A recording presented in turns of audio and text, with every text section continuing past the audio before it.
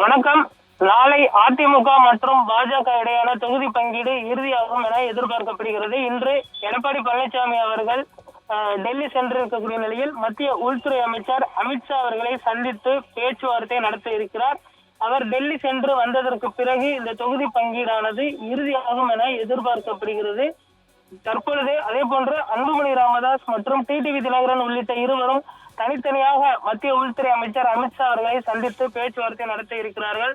பாஜக சார்பில் 35 தொகுதிகள் வரை எதிர்பார்க்கப்படக்கூடிய நிலையில் அதிமுக தற்பொழுது 31 தொகுதிகள் வரை தர தயாராக இருப்பதாக சொல்லப்படுகிறது. பாமகவிற்கு 18 இடங்கள், அதே போன்று அமமுகவிற்கு 9, மற்ற ஒரு சில சிறிய கட்சிகளுக்கு 2 அல்லது 3 இடங்கள் கொடுத்து இந்த தொகுதி பங்கீட்டை இறுதி செய்வதற்கு தற்பொழுது இபிஎஸ் அவர்கள் முழு வீச்சில் ஈடுபட்டு வருவது குறிப்பிடத்தக்கது. பாஜகவுடன் தொகுதி பங்கீடு முடிந்துவிட்டால் பாமக மற்றும் அமமுக உள்ளிட்ட கட்சிகளுடன் தொகுதி பங்கீட்டை இறுதி செய்வது என்பது எளிதாக இருக்கும். ஆனால் அந்த பாஜகவுடனான அந்த தொகுதி பங்கீடு மட்டுமே தற்பொழுது இழுபறியில் நீடித்துக் கொண்டிருப்பது குறிப்பிடத்தக்கது. அது விரைவில் முடிவுக்கு வரும் என்றும் எதிர்பார்க்கப்படுகிறது.